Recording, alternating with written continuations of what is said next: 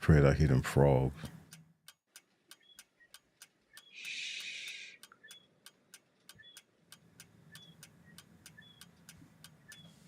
Daggone tree frogs.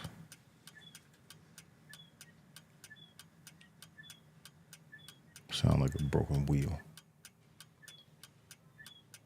I thought we weren't talking.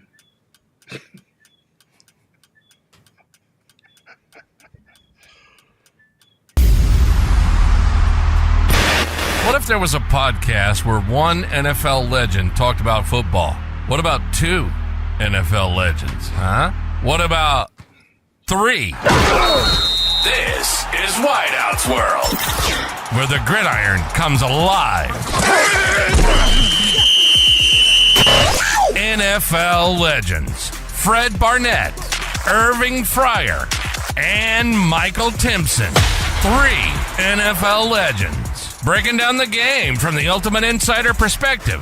Game recaps, upcoming previews, and exclusive analysis straight from the minds of those who've been in the trenches. Wideout's World. Let's do it. Are you ready for some football? We're ready for some football, baby.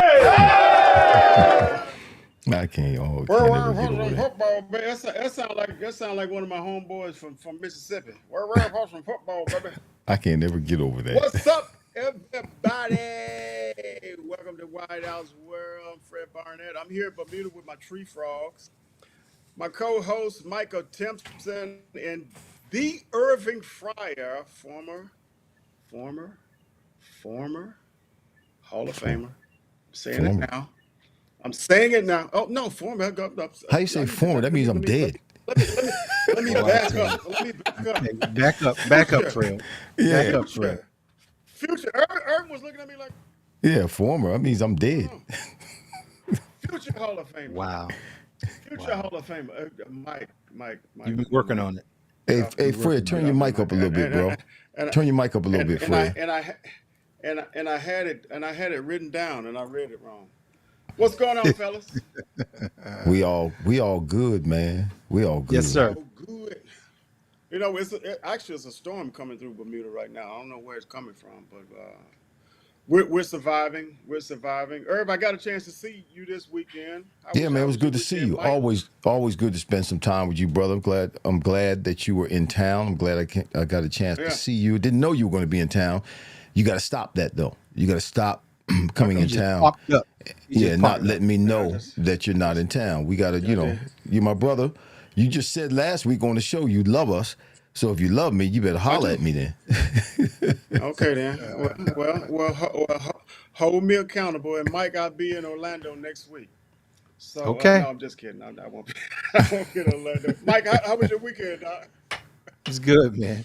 It's good. Good. That's it? All is Nothing well. else? Nope, nothing exciting. It was all is well, brother. Every day above ground is a good day. Hey, that's good news. No news is good news sometimes, bro. Mm-hmm. No news is definitely good news. Listen, Fred, we got 11 people who are logged in right now, who are watching right now. Not all 11 have acknowledged themselves. Russell Gould has acknowledged himself. Billy Bell is in the house. He said, "What's up, fellas?" Russell says, "What?" So shout out to both of them, Russell and Billy. The rest of you who are watching right now, one just dropped. The rest of you who are watching right now, please shout us out. Say hi. Ben Straight in the house. What part of Orlando, Mike? Ben Straight. I'm in Sanford, he said. I got the best steaks for you. That's Ben Straight. Uh-oh. Okay. He's at Sup Kings. It says Sup Kings. What is it? Sup King? Put it in the chat. I'll write down the name and It's right there. I'll find it. Should come up right. There it is. Kings. Sup chat. Sup Kings. S-U-P Kings. See it? Can you see it, Mike? Yes, sir. Oh, Sup Kings. Got it.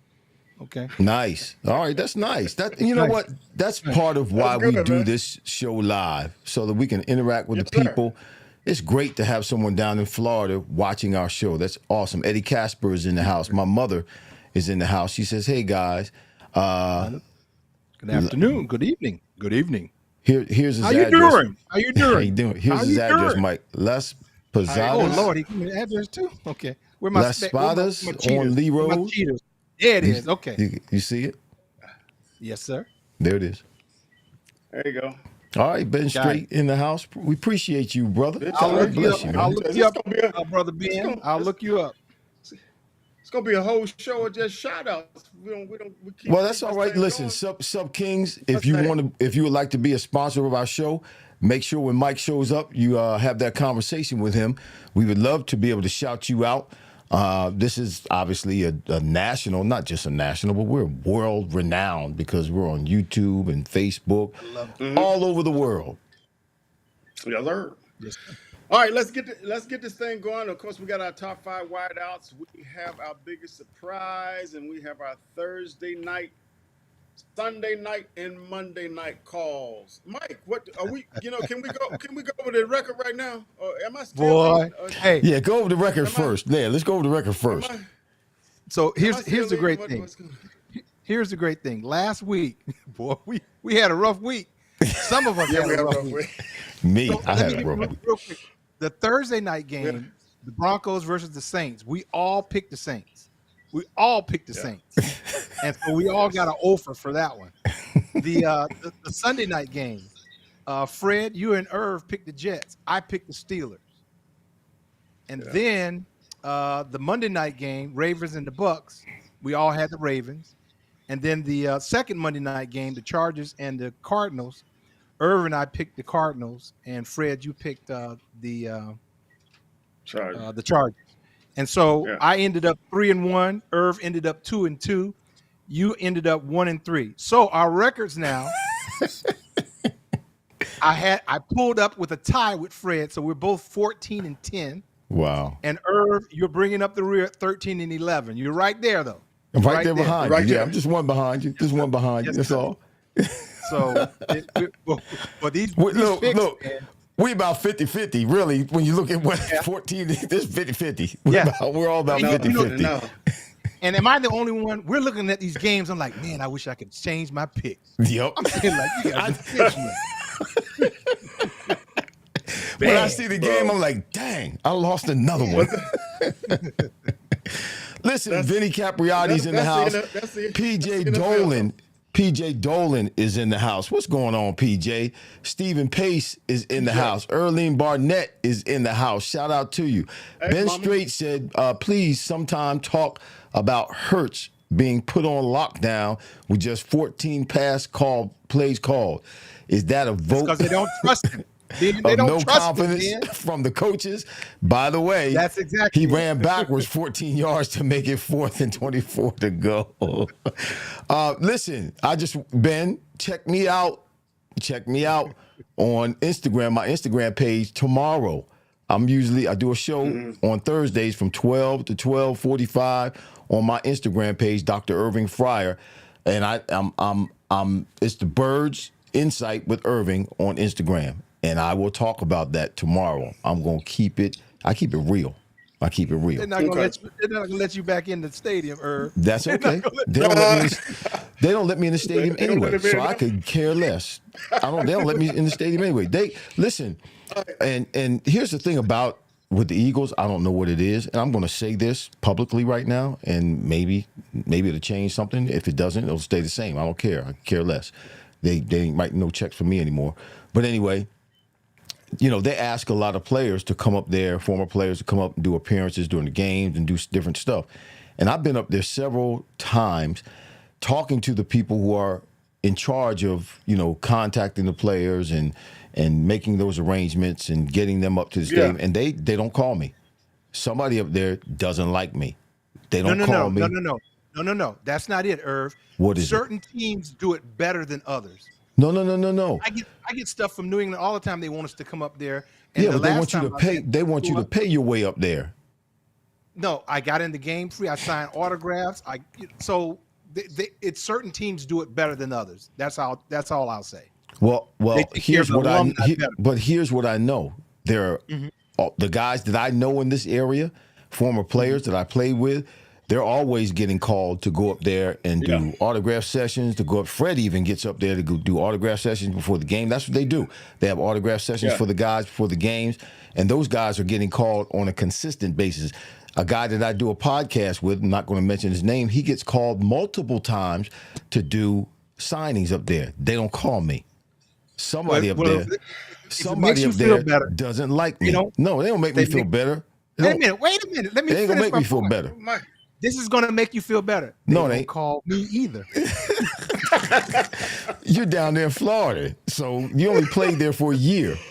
That's okay. Just give me a call. Listen, I'm in the area, and I talk to the people all the time. I've talked to them several times. I should say that I'm available. Give me a call. Oh, are you available? Yeah, we'll call you. They never call me. So somebody up there who's in charge of those appearances doesn't like me at all. But it's okay. Fred, can you take care of that, Fred? Fred, can you take care of that? Jesus, and that's enough. I got Jesus, and that's enough. If God be for me, if God be for me, He's more than the world against me. So they can be haters all they want. All they do, Let's go, Fred. Let's go, Fred. He's going, Fred. He's going, Fred. God will prepare a table before me in the presence of folk who don't want me to have Fred, nothing. you let him go, Fred. Fred, run the show, Fred. Jesus Christ, Herb. I got to stand on the word. I got to stand on the word, bro. I want a perspective before I go. Not before I go. Jesus, I'm just all twisted up. I want a perspective before we start. Give me your thoughts on Deshaun Watson getting carted off in this. And the fans are cheering. You know, I think they cheered like that's what you get or something like that. They just basically booed him off after the guy was injured. Can you get both of you guys give me your perspective on that? You want to go first, Mike, or you want me to go? I'll go. I mean, mine's gonna be quick. I think we all see it the same way. It's bootleg. Yeah. No, he's not the quarterback that you necessarily want, but you don't boo an injury. But these people, they pay the money to get in the game. They feel that they can say and do anything, and that's what we deal with as pro athletes. You guys know that. Doesn't make it right, but that's what it is. That's part of what we have to endure. So it's unfortunate. It had nothing to do with the guy getting the injury, and hopefully he can just get healed, get better, go on about his business, and put that behind him, put Cleveland behind him. So, yeah, I pray for him. Irv, I'll let you go last, Irv. I think that it's very unfortunate because it's once you get hurt, when you get hurt to that extent, it becomes an emotional thing. Of course, it's physical as well. You want to be in the game. So here's a guy who wants to be in the game. He's not playing well when he's in the game, and now he can't get in the game because he's injured. And then his fan base is basically kind of pushing him off the field. I think it's it's a very unfortunate situation, and I think if I was him, I would do my best to try to get out of there and just try to start, somewhere fresh, something new, somewhere fresh. So I think it's very unfortunate. And I think, unfortunately, as Mike mentioned, the fair weather fans who basically, when you're doing well, they're behind you. And when you're not doing so well, they want you out of there. It's unfortunate that that's a reality for right. A lot of fans. It's tough for me to watch, or to have watched and heard what went on in that situation where the fans are booing him after that injury. His ruptured Achilles. That's a crazy injury. It's a bad injury, and I guess modern medicine today, there are a lot guys are coming back a lot faster now than when I played or when we played. But my question is, were they booing the player or were they booing the person? That's my question. Were they booing him because, right. he has not been successful as a player on the field since he's been in Cleveland. He has continued to decline as a player. So were they booing him as a player, the quarterback that came in and got a $230 million contract that was all guaranteed, first time in the history of the NFL, and has not lived up to those numbers? Or are they booing the person in Watson in terms of all of the things that's going off, all the things that he's dealing with off the field with these allegations that he's settling in civil suits and paying money, so on and so forth. It's a lot for him. You know, I think about him and I empathize with him. You know, we all, none of us are perfect. We all have skeletons in our closet. It's just the fact that you know this, guys. I know this, that being in the NFL, playing as a football player, a professional football player in the NFL, you live in a glass house. So all of our skeletons that we have oftentimes are put on stage for people to scrutinize. But everybody has skeletons. And for people to boo him, whether they're booing the player or whether they're booing the person, is cynical. It's selfish. It's not right. This man is going through, who knows, that could be the thing that pushes him over the edge and causes him to do something, you know, harmful or hurtful to himself or to someone else. So I'm praying for him because he's going through a lot. I can't even imagine. I mean, I went through a lot in my life about 8 years ago, and I never would have imagined being able to make it through something like that prior to having to go through it and deal with it and make it through it. But I did. And I believe he has the same wherewithal. He has the same stick-to-itiveness. He has the same grit in him that he's going to be able to make it. And whether he stays in Cleveland or he ends up playing somewhere else, he'll get back on his feet and be a successful man. You know what? Unfortunately, Irv, and I think, you know, to no disrespect to the fans, but I think it's inevitable to identify really what the fan base is for some teams. You know what? They're booing the player. They're booing the player because if Cleveland was 6-1 right now or 5-1 right now, you know, everybody would be like this. Bring our guy back. You know, because it's a combination of course, who he is off the field, but that's only highlighted because of the bad play, because of the unsuccessful play on the field. So, you know, it is, as you mentioned, it's very unfortunate, and I at the same time too felt sad for the guy as well. So let's jump right into the top 5 wideouts. Irv, why don't we go? Why don't you go first, Irv? Let's start with our number 5, or however you want to do it. Bro. All right, you gonna let me go first? All right, I like that. Let me get first. that. Yeah. You talk too long. The last subject. So my my top 5 wideouts. My number 5, week 7, is Terry McLaurin out of Washington. They won 70-7 versus Carolina. He had 6 targets and 6 receptions. Did you say 70? 7-0? Did you say 40-7? Did I say 70? 40-7. Did I say 70? My bad. Yes, you did. I stand corrected. 40-7. That's not a victory. 40-7. 40-7 over the Panthers. He has 6 targets, 6 receptions. I like that when, you know, the targets and the receptions match, not wasted plays. 98 yards, only 98 yards, didn't get 100, no TDs, 25 long, 16.3 average. So Jaden Daniels, and again, I had Terry McLaurin in my top 5 a couple of weeks ago because I believe he's helping Jaden Daniels as the elder statesman. He's helping the young rookie get his feet wet and get comfortable with what's going on. But Jaden Daniels went down in the first possession. So, and because of that, obviously, they're not throwing the ball as much because of the blowout, actually. They didn't start throwing the ball as much. But in spite of both of those things working against him, McLaurin gained at least 15 yards on all 6 of his catches, which is awesome, y'all. So things could get better for him, or they could get worse for him if Daniels does or does not play in the next week against the Bears. But McLaurin has at least 98 receiving yards in 3 of the last 5 games. So Terry McLaurin is my number 5. My number 4 is Amon-Ra St. Brown out of the Lions. They won 31-29 against Minnesota.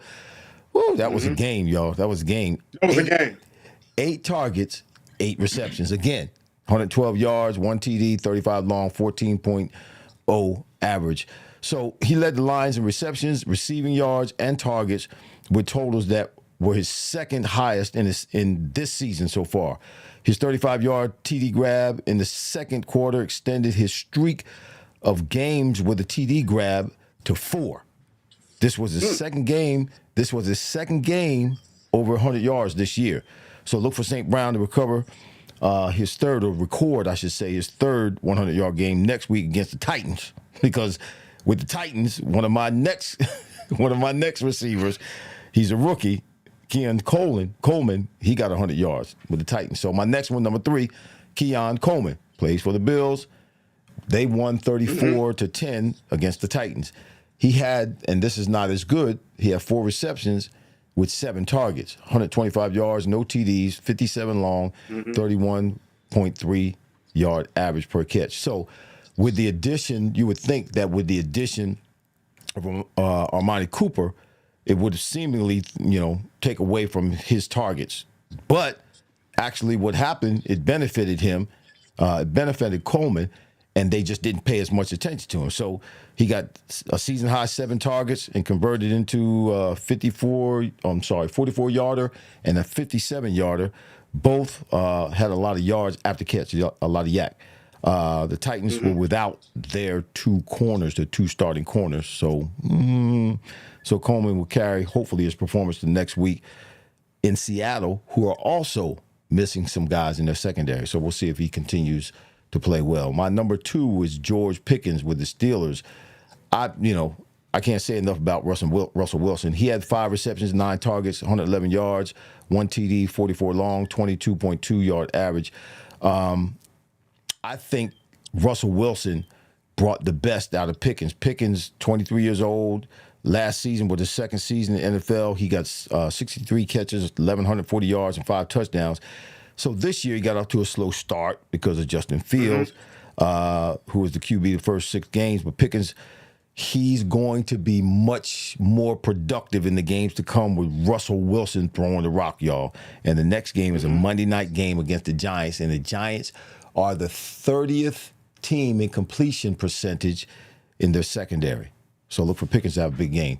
Number 1, Rashad Bateman. Listen, with the Ravens. Y'all, the Ravens just having fun. They're having fun. I like watching them because it looks like those cats they know they're good, they know they're going to win, and they just having fun. Those guys are running up and down the field. They won 41-31 against Tampa Bay. Great game. 4 receptions on 4 targets, 121 yards, 1 TD, 30.3 yard average. Good God from Zion, and a 59-yard long reception. Yep. Nobody on the Ravens team against Tampa Bay saw more than 4 targets. Lamar Jackson, he spread the ball around, and he threw for 5 TDs. But Bateman made the most of his opportunities with a 59-yard catch in the second quarter and a 49-yard TD catch in the third quarter. Bateman has yet to catch more than 4 balls in a game in 2024. But he averages, watch this is old school average. He averages 18.8 yards per reception.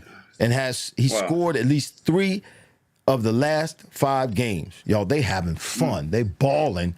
They're scary. Fun. Ravens are scary. That's my number 1, Rashad Bateman. I'm right there, which I get mine out of the way. I'm going to go with number 5. DK Metcalf had 4 catches for 99 yards and a touchdown, as long as 35. They beat Atlanta. Seattle beat Atlanta. I got Pickens at number 4. And Irv, you went through these. He had 5 for 11, win against the Jets. St. Brown, 8 catches, 112 yards, win against Minnesota. As you mentioned, that was a game, and I tell you, it could have went either way. Minnesota's scaring me, man. Good team. They're going to be right there. They got a good defense, man. Their defense plays better than people think they do. Yeah. Yes, they're definitely a team to be reckoned with. I got Coleman at number 4. I'm sorry, at number 2 with 4 receptions, 125 yards. As you mentioned, he had no touchdown. He had longest catch was 57 yards. And I'm with you, Irv, with Bateman as my number 1 receiver this week, 4 for 121, a touchdown. And as you mentioned, man, it was like 7-on-7 drill. Yeah. They were down early, 10-0, and I'm like, oh gosh. here we go. I thought this, was a team that really was going to, beat Tampa Bay, and all of a sudden it didn't get ugly, but it got to a point to where you just knew who was going to win. You knew who was in control, and they did a great job. And Bateman is a cat that I think is going to have a pretty good season. Mike, what you got, boss? Let me say this real quick. The thing about Tampa Bay is this. Yes, they're balling. Yes, the week before they scored 50-plus points. But also the week before, Baker Mayfield threw for 3 interceptions, threw 3 INTs. And he will throw interceptions. That's yes, he will. The problem with Tampa Bay. You can't win a championship. You can't go far into the playoffs if you're turning the ball over. And Baker will throw that ball away. He will throw the ball away. Yeah. Mike, what we got, Doc? Okay. All right. How about them Yankees? Yankees. How about them Yankees? Oh, yeah. World Series, baby. World Series. You down in Series. Florida. What you know about the Yankees? That's okay. Hey. I'm a sports fan. How about them Yankees? Hey, I watched the WNBA, the New York Liberty won WNBA. That's good. But man, you playing with the buttons? You playing with the buttons now? Huh? He probably was a Padres fan like 3 weeks ago. Padres. How about them Yankees? So I assume that's who you got, Mike. Oh yeah, without a doubt. Okay, so here's my top 5. Number 5, Keon Coleman for Buffalo. Keon, Obviously, you talked about his stats. He's number 5. He's funny, great athlete. He's like a puppy. He's just all over the place. Mm-hmm. Once he starts putting it together, I think he's going to be a great pick for Buffalo. My number 4 is DK Metcalf. Seattle keeps surprising me. A couple weeks before they got whooped, and now they come back and beat up on Atlanta. So DK Metcalf is number 4 for me. Rashad Bateman, he is my number 3. Really? I need a little bit more. Yeah, he's my number 3. I was surprised that you guys had him number 1, but you told me your reasons. He's my number 3. Surprised you got him at 3. Because I need some consistency. I mean, he had a good game. And, he had the long touchdown, but outside of that, I need a little bit more consistency out of him. If you look at the rest of his stats throughout the year, he's been ghost. So he's my number 3. Right. Well, it's just for this week, Mike. No, I understand that. But receiver of the week. Wait a minute. This is how I evaluate. Okay. You evaluate the way you want to evaluate. I evaluate the way I want to evaluate. So this is my evaluation. So my number 2 is George Pickens. George Pickens, to me, he bailed out Russell Wilson. Yep. I mean, he bailed him out several times. Doggone Wilson throwing those 50-50 balls. Did you see one of those balls he threw to the flare? He threw it to the ground. I'm like, oh my gosh! Russell, please get it together, Russell. Yeah. So that one pass, I'm like, oh my goodness. it was obvious he was rusty. Yeah. And my number 1 was St. Brown with the Lions. Is Amon St. Brown with the Lions. He's my number 1 for this week. There you go. The Lions are balling, man. The Lions are balling. And you know what? They got the best uniforms. That all black. They got the best. When they wear those all black ones, man. Oh my gosh, those are hot. Little blue stripes. Yeah, man, those are sharp. Those are sharp. Yes, sir. Mm-hmm. Yeah, all right, they are pretty good. All right, we are going into our surprise of the week, Mike. You had the mic, so you keep the mic. Let's see what there you got. Go. Mike on the mic. How Mike on the apropos mic. that is. How apropos that is. The surprise of the week. Surprise. Surprise, I can't find my paper. Okay. Okay. Here's my surprise. Here's my surprise. That's a nice, hey Mike. That's a nice jersey, man. I like that jersey. Got the pinstripes in it, the dark green pinstripes and stuff. Doggone Yankees, boy. Yes, sir. So they're not green though. They're not green though. They're blue. Where you get the green jersey? Sometimes you got to step outside the box, bro. It's still the Yankees. Sometimes you got to step outside the box. Okay. Right? Yeah, okay. So here's go. The surprise. You guys are gonna laugh at this. The Miami Dolphins passing game. They are my surprise of Here's why. Where have they been? When's the last time you called Hill's name? When's the last time you called Wall? We haven't. We haven't. We haven't. Not all season long. Game, they have just went completely AWOL. Now, but we knew that was going to happen when Tua went down. That's what we called that. No. Here's why. That's a no. You can't say that. You can't say that to a Miami fan. They're expected to raise their game in the absence of Tua. Now, granted, you got different quarterbacks. I get all of that. But here's the interesting stat. Tyreek Hill, last 3 games, you know how much his total yards is? 100 yards. Waddle. Wow. The last 3 games, his total, 93 yards. That's crazy. Because you remember, this is one of the groups that we said obviously is going to be one of the best trios in the league. Yeah. Right. I understand their main quarterback went down, but my goodness, you still expect something out of these guys in the passing game. Come on. No. 3 games, I don't. 100 yards. You don't? But you know what, Mike? I think there are I think the majority, let me say it this way. I think the majority of the teams in the league right now, if their starting quarterback goes down, that they're going to be dealing with the same type of situation. Not to this degree. But listen, if let's say, well, and he's not playing well anyway, but I'm going to use Jalen Hurts as an example here in Philadelphia. If Jalen goes down, what the heck you think is going to happen if he goes down? Those guys are not going to catch balls like they've been catching balls. Not that they've been catching a whole lot of balls. I get that, Irv. Tyreek Hill had 1 reception last game. Waddle had 1 reception last game. Because the backup quarterback sucks. You and I both right now can go out there and throw a hitch in a game. True. You know what I'm saying? So I'm just saying, for as much as these guys are being paid and the status that they have in the league, you got to give me more balls than 1 ball a game. I don't care if the blind man is throwing the ball.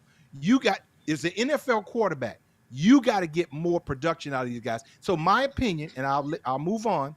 These guys have tanked it somewhat mentally, physically, because Tua's not out. I don't think that they're giving as much effort. I don't think that they're working as hard. And here's the last thing, and I'll stop.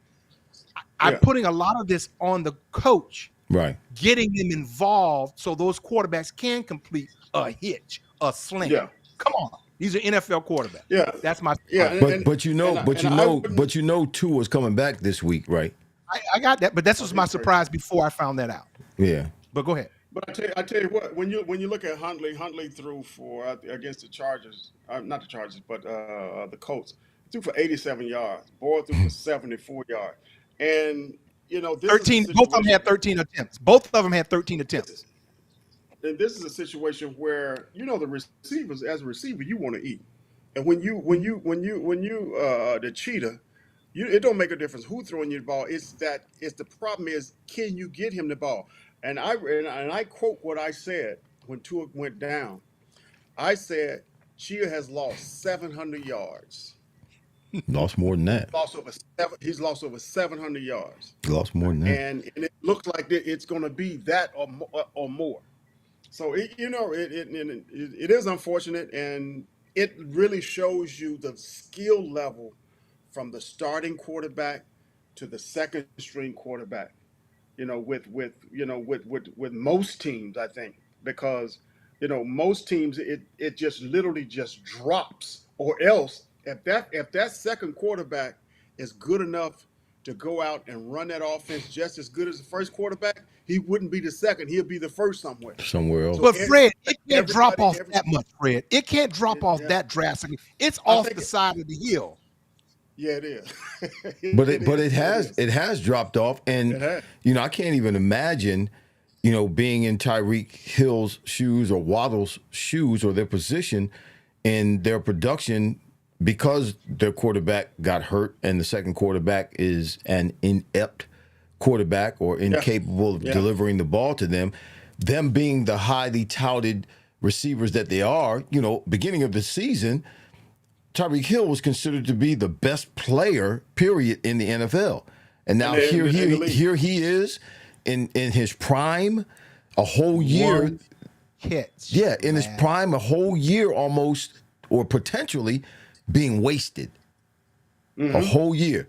I wonder, listen to me, I wonder if Tyreek Hill regrets leaving Kansas City. Well, he don't know if Tua's not hurt, he'll have 600 yards right now. I understand, but he is hurt now, and I wonder, does he regret leaving Kansas City? No, because he was interviewed today. Because that quarterback in Kansas City ain't missed no games. He said they're back, baby. Yeah. Tua's back. He said they're back. Okay, we'll see. All right, moving right along. We'll see. Herb, give me that surprise. Herb. My surprise actually was a prophecy. So it was a prophecy. I said before the season started, when the Eagles acquired Saquon Barkley, that Saquon Barkley would have his best year ever in the NFL, and he is on his way to do that. I went to the game up at MetLife Stadium, the Eagles versus the Giants, and I watched Saquon Barkley run all over his former teammates, and I can identify with Saquon because there were a couple of teams that I left and when I went back and played against my former teammates, when I was at Miami, I had 3 touchdowns, 200 yards. You gonna bring that up? You gonna bring and you gonna bring up the stats too? Yep, I'm bringing the stats up too. Shush. So I had 211 yards. Then when I played against Miami, First game of the season. First game of the season, killed it. I had 5 catches, 211 yards, 3 touchdowns. Killed him. And then when I played against Miami, when I was in Philly, I had 4 touchdowns. So I can identify with Saquon. What Saquon should have done is he should have did like Deion Sanders did when he was with San Francisco. He went back to Atlanta and caught that interception, ran back for a touchdown, ran around the stadium talking about, this is my house. I built this house. This is my house. That's what Saquon should have did, but Saquon's a humble dude. Matter of fact, he's so humble that he was on the bench in the fourth quarter, early in the fourth quarter. He was 13 yards away from his career high in terms of yardage. Yes. And Sirianni sat on the bench next to him and said to him, listen, I just got word that you're 13 yards away from your career high. I want you to go back in and get it. What do you want to do? Saquon said, no, I don't want to go back in. Let the young boys eat. Where did he go to school? Where did he go to school? He went to Penn State. Thank you so much. He's a character guy. 17 carries, 176 yards, 1 TD, 55 long, 10.4 yards per carry. Woo! He had 2 receptions for 11 yards. He had a total of 187 yards total offense. I predicted before the game on my way up to the game that he would have 200 yards of total offense. He bulldozed, ran over, and trucked some of those defenders. And they're talking about fining him because now there's a rule or something that you can't lower your shoulder. Yeah. They're talking about fining him because you can't lower your shoulder. They're talking about fining him. But right now he's got 658 yards in 6 games. That's the most of any running back in the Eagles franchise history. Then you're talking about Wilbur Montgomery. You're talking about Deuce Staley. You're talking about Brian Westbrook. You're talking about Ricky Waters. You're talking about Sean McCoy. That's where Saquon Barkley is. That's my surprise of the week. Okay. I'm hoping that the Eagles realize that he is inevitably the heart of this team, and can be the hardest team, because there's some games where he did not have the amount of carries that he had in his past game, and of course they've lost those games. But the Eagles only threw the ball 14 times in this game. They ran the ball. Not all with Saquon, but they ran the ball because Gainwell came in and got some good carries as well. But they ran the ball 40-plus times in this game. And 14 throws and 40-plus runs. But I have to say this, and I would have did this. First of all, if I was Sirianni, I never would have let him know that he was 13 yards away. I would have put him in the game, and got his 13 yards and then set him down. I wouldn't have gone to him and asked him if he wanted to continue or whatever. But that's me. That's why I'm not the coach. Well, he did that because they were at a point in the game where it wasn't necessary for him to go back in the game. They had the game won. It was in the fourth quarter. True. The Giants weren't doing anything, so it wasn't necessary. Why put him back in the game? Again, they always are thinking about whether they're going to get hurt or not. So why put him back in the game? It wasn't necessary. Okay. Well, Because if that wasn't on the table, he would never have put him back in the game. The only reason he would put him back in the game was because if he wanted to get his record, break his record. Since we on that subject, You're going my to Tampa. surprise.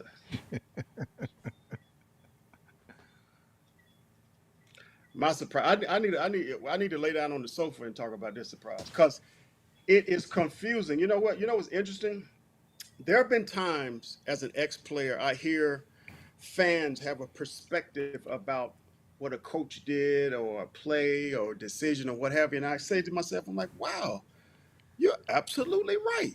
And you would think that a coach or a player would make the right decision in doing a certain thing that makes sense to win the game, to lose the game, or what have you.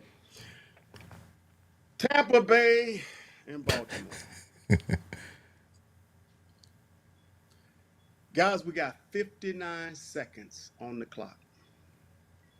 Mike Evans is out of the game. And based on that first touchdown, he should have come out of the game. And you saw him grabbing at his hamstring, and they throw him really another touchdown. They should. Right before, he shouldn't have played the game. He shouldn't have never been in the game. He shouldn't even played the game. But he gets hurt on a drop touchdown pass. Now, the interesting thing about this game, and I think it really the surprise, because what I'm saying, what makes it a surprise to me is that this coaching staff from Tampa Bay didn't realize what the probabilities were and what could possibly go wrong. You talk about an estimate percentage, a probability of them winning this game from 59 seconds to the end was 0.1%. Not 0.5, not 1, 0.1%. They were throwing the ball. Watch this. Have we experienced a team being up 28 points and with 2 minutes left throwing the ball and the opposing team or the losing team being disrespected that they're throwing the ball? Yeah. Well, there's a song by the Staple Singers that said, "Respect yourself." Respect yourself. The Tampa Bay Buccaneers. Hey, the Tampa Bay Buccaneers didn't even respect themselves. Now, we don't have to quit, but 0.1% of probability of us winning this game. Baltimore knew that they wasn't going to win this game.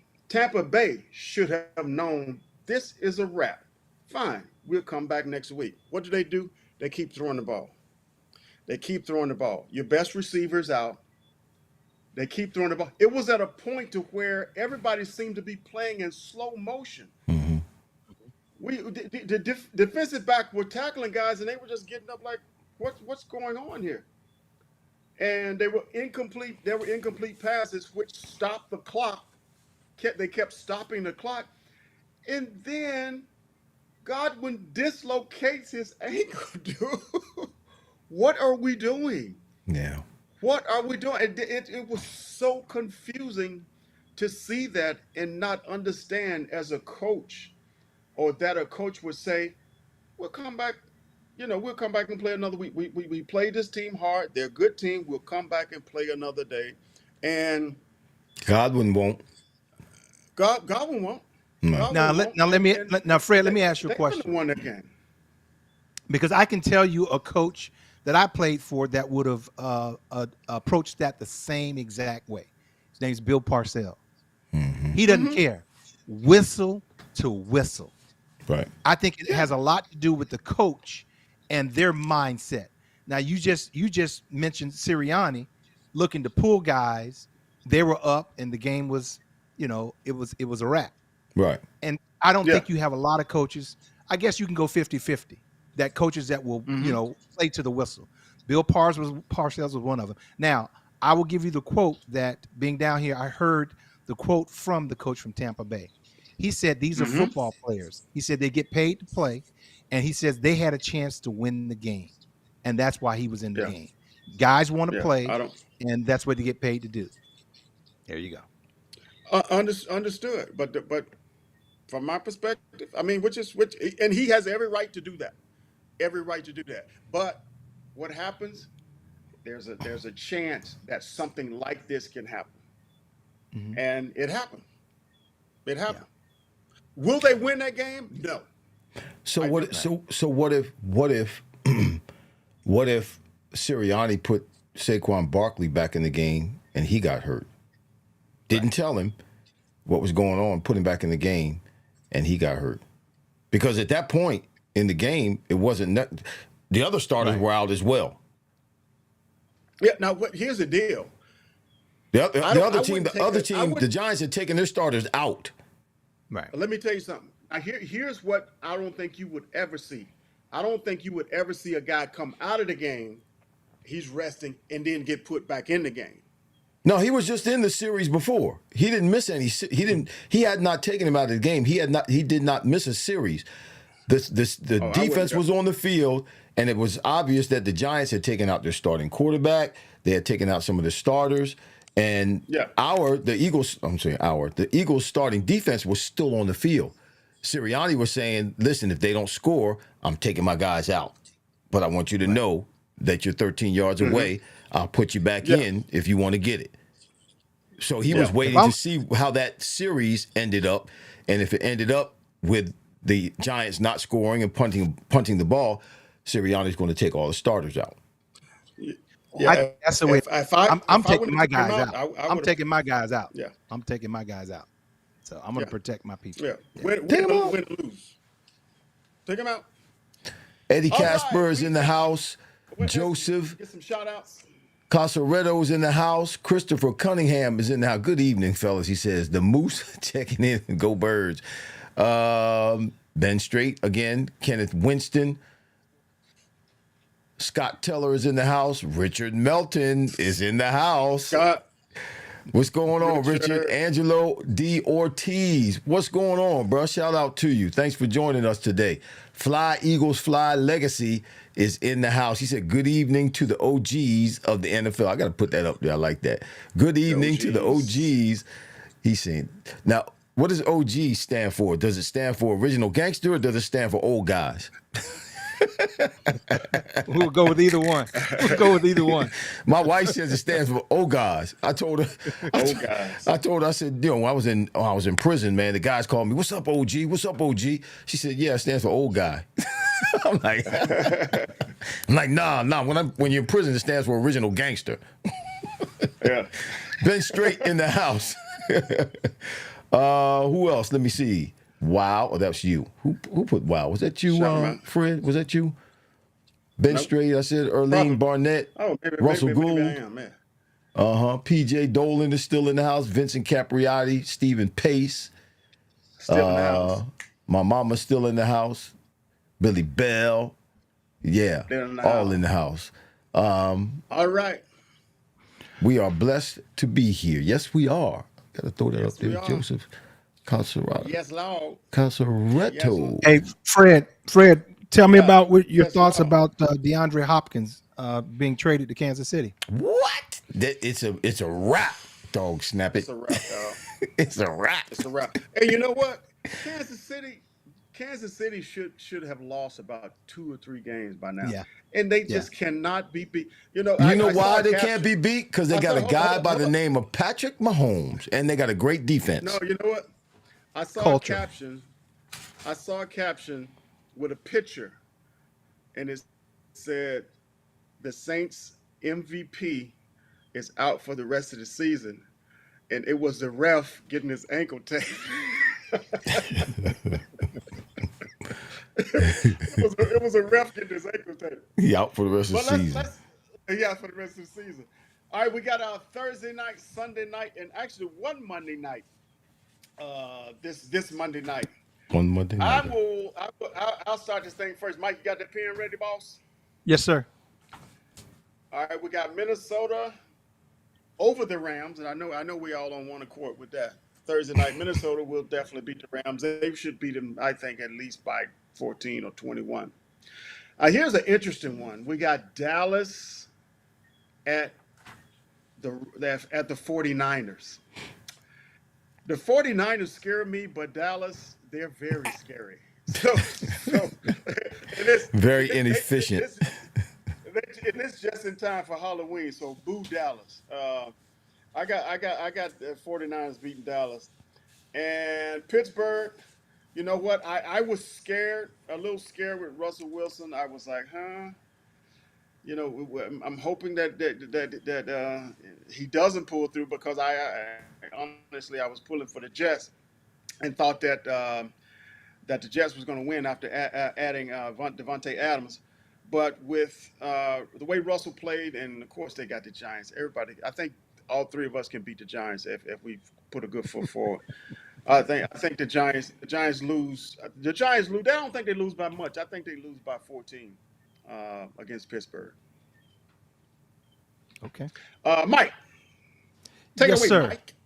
Mike. Thursday night game, Minnesota at the Rams. The Rams are still having nightmares, the fact that they don't have Aaron Donald anymore. I mean, it's just a shell of a team since he has left. It's just not the same look. I mean, they just look bad. So I'm picking Minnesota. It's a good get-well game for them after their tough loss to Detroit. So Minnesota on that one. Dallas and San Francisco, like you said, Purdy's playing like hot garbage. Hot garbage. Three INTs the last game. No run game. Injuries galore. I'm going to step out, guys, and I'm going to go with Dallas. Yeah, we about to catch up. I'm about to catch up to you.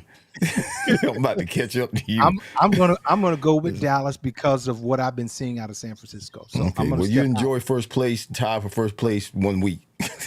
Okay. All right. So Giants at Pittsburgh.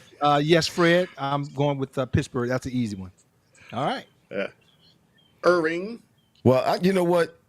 I take notes and stuff like that. I spend all day Wednesday researching stuff. So I'm gonna give y'all all my listen. I did all this work, dog snapping. I'm gonna say what I got to say. So y'all gonna have to listen. Because I did, you know, Mike, if we're gonna what are you talking about? What are you griping about? I don't know. What's he griping about? No, Mike. What's he griping about? Huh? Let him talk. I'm old, so I can gripe. All right. Okay. What's going on? Okay, go ahead. Thursday night football, Vikings at the Rams. So the Vikings are coming off the first loss. Obviously, Rams just beat the Raiders. This the Rams' second home game in a row. Matthew Stafford doesn't have great stats this season. Cooper Kupp should be back. He's been out, but he should be back. LA struggles to put points on the board. They've only scored 21 points one time this year. The Vikings defense is 6th in points per game allowed and 8th in third downs. They're pretty good. Goff ate them up last week. Vikings defense is 3rd in sacks, 24, 2nd in blitz. They blitz 42.9% of the time. Stafford has struggled against the blitz, y'all. Come on now. Vikings are looking to bounce back or rebound after the first loss. But the Rams, they trying to keep hope alive. They 2-4. So the Vikings defeated the Rams in 1972. Watch this, 45-41, 86 points between the two teams combined. Fran Tarkenton threw for 4 touchdown passes. Where are you going? I'm just giving you a little history between the matchups. Are you getting ready to set us up that you're going to pick the Rams? No, I'm taking the Vikings. Okay, all right. I'm taking the Vikings. Cowboys versus the 49ers. Cowboys, look, they got smoked. They got the brakes beat off of them. Their defense is 31st in points allowed per game, 31st in the red zone. Dallas, they got they're bad. Don't know if Michael Parsons is going to be back. Dallas's offense is 20th in points per game, 31st in the red zone. They're 31st in turnovers. They got 11 turnovers. Dak, 8 touchdowns, 6 interceptions so far in 3 games. He's got 3 games with 2 interceptions. Back to back, the last 2 games, he's got 2 interceptions both games. Dallas has given up 16 sacks in 6 games, y'all. This game is not going to be won by Dallas. 49ers. 49ers. Can I give you some history? No. Let me give you a little history. No. 49ers are got 1 5 game minutes, up in the all-time series with Dallas. They met 9 times in the postseason. They had 1 tie. 1969. Dallas was good back then. The 49ers were not. 49ers picked off Craig Morton 3 times. Relevant today. The game. I'm just giving you some history. It's the 2 teams. You know what? Go ahead. I'm going to stop doing all this work. Go ahead, bro. Monday Night Football, Giants and Steelers. I'm picking the Steelers. Y'all suck. Preach. Y'all suck. Preach, man. I'm trying to sauce up the show. When they People don't know this. I'm trying to give them some history with the matchups and stuff. I'm trying to give people some content. But you're going too far back when they didn't have face masks and everything. It's all right. It's good to know. It's history. It's good to know. How far back is too far back? I'm still talking about the matchup. How far back is Fran Tarkenton played when there were masks, face masks? You watch Fran Tarkenton play. Okay. Y'all suck. I'm done with y'all. Chuck Foreman and stuff like that. I didn't say nothing about Chuck Foreman, although he was playing back then with Fran Tarkenton. That was my dude back then, number 44. Yes, sir. All right. Chuck Foreman. All right, He's a bad boy. We got time for a couple of questions. We got a couple of questions. So yeah, this is the time of the show, the last portion of the show, where if you who are watching right now, we got a bunch of people watching. Those of you who are watching, if you have a question for us, if you could throw a Q up, capital Q, semicolon, then write your question out. I'll recognize it as a question and we'll throw it up on the screen and we'll see if we can't answer it with some kind of sense. Some kind of stats. See if we can't make sense out of it, okay? Eddie Casper, hope to see Fred and Irving on the 8th. Yep, you'll see us. Got a present for y'all both from the Bunker Boys. Okay, Bunker Boys. What is that? A bar? What is that? I don't know. We're going to a home. Okay. Frank's home, right? Frank Hanna. Hannah. Yep, Hannah's home. And we're going to watch the Panthers. The Panthers game? Panthers game, right? Panthers game. Yeah. Panthers game. Mm-hmm. So Richard said he had a question way back in the comments, so we got to dig it out. You got to dig out the question. Okay, let me go back. Oh, when you guys played, was there any time being down 10 you would quit? When we played, if you're only down by 10, no, you don't quit when you're down by 10. Not at all. Right. That's 2 plays. That can happen. You can score 10 points in 2 plays. So no, you never quit. Matter of fact, for me, and I played a lot of, and Mike was on some of these teams. We played a lot of seasons or a few seasons where we were horrible up in New England and we wasn't beating nobody. So we just made up our minds. Okay, we ain't win the game. Somebody got to pay. Mm-hmm. There you go. Yes, somebody got to pay. Sir. We ain't winning the game, but guess what? Somebody getting bruised up. Somebody getting beat up. Mm-hmm. And we wasn't talking about on our team. We talking about the other team. Wasn't trying to hurt anybody or maim anybody, but we sure was trying to lay the wood to somebody. So no, we never quit. What about you, Fred? No, we never quit. Nope. But you know what? It's interesting because I think. That there was a understanding to some degree, and I see where he's coming from. But it seemed that, in my opinion, that both teams knew at that point, with 59 seconds left, that who was going to win this game. And of course, it's unfortunate when you think about what happened in terms of Godwin getting hurt. That you have to look at that and say, oh, why wouldn't we just not necessarily fold the tent, but just accept this loss, and that we can move on to the next week. But I wouldn't say quit, but you just take that chance in making those type of calls and trying to get down the field, and you get basically your offense now is just really gone. Well, yeah, it depends. I mean, if you're 10 points down and, like you said, there's 50 seconds left on the clock and the other team has the ball, chances are you're not going to win the game. It's difficult to stop a team that has the ball with 50 seconds left on the clock and get the ball back and then score twice. Yeah. You only have 3 timeouts if you have those 3 timeouts. So yeah, if it's you're down by 10 and there's 50 seconds left on the clock and the other team has the ball, yeah, it's highly probable you're not going to win this game.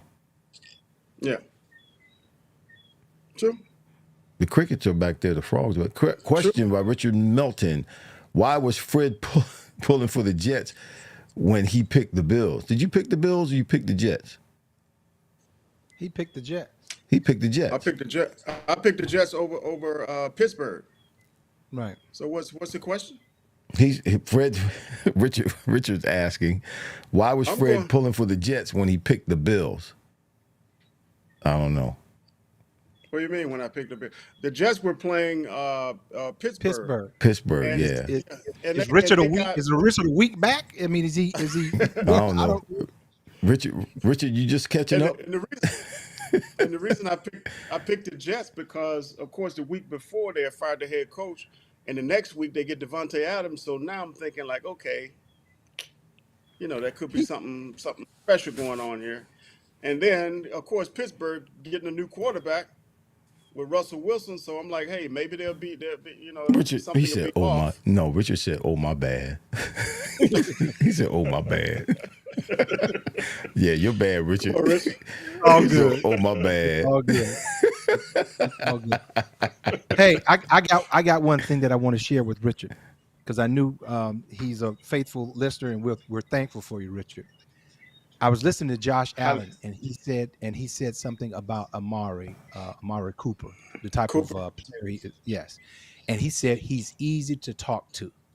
Now, you guys hearing him say that, what's the first thing that comes to your mind? He said Amari is easy to talk to. That the other receivers on the team are not easy to talk to. Not on the team. The dearly departed one was not easy to talk to. The dearly departed one, exactly. And maybe on the team as well. But the one Diggs who just left was not easy to talk to. We know that. True. Well, there was something. I saw something about him. He started to fight this last game. Yeah, he went on their sideline. Right. On the other team sideline. He's got a problem with one of the DBs over there, and he said. Yeah. He said when they asked him about it, he said, listen, I'm not the one who plays the bigger guy. I'm not the one who's the big, who is the big one, the bigger person. Road, and who takes the high road. He said, I'm always going to respond. When somebody says something to him, I'm not going to let him get away with it. I'm not the one who's the bigger person. I'm always going to address it. I'm like, okay, now, dude. What's surprising about that? Because he has a C on his chest. That's surprising to hear. Right, yeah. Because he has a C as a captain on that team. That's surprising for. Well, where is he leading the team? If he's leading them, where you leading them? They gave it to him, but that's what I'm saying. Where you lead? You lead them right into a fight. Lead them right to a fight. Yeah, disappointing. He over there fighting for the game, getting snooted up. All right, well, guys, we have. Eddie, wait a minute, Eddie Casper. I asked. We got Eddie Casper. Yeah, Eddie Casper has a question. He said, could Jalen's problems throwing to the left because his arm looks like Pope? What's that? Could Jalen's problem throwing to he might be saying left, poop. I guess he's saying could Jalen's problem throwing to the left be because his arm looks like poop? I guess that's what he's trying to say. Well, every time you see him, they've made it a point. He rolls to his left. He's not very accurate with his throws. No, he's not. And so I've seen him make some throws rolling to his left. I saw him make a great throw last year rolling to his left. He didn't hit Devontae Smith wide coming across. Here's my only they not simplified. I think they chopped some of Popeye arms. They chopped some of the offense off the game plan for Jalen. Jalen doesn't throw the ball over the middle of the field.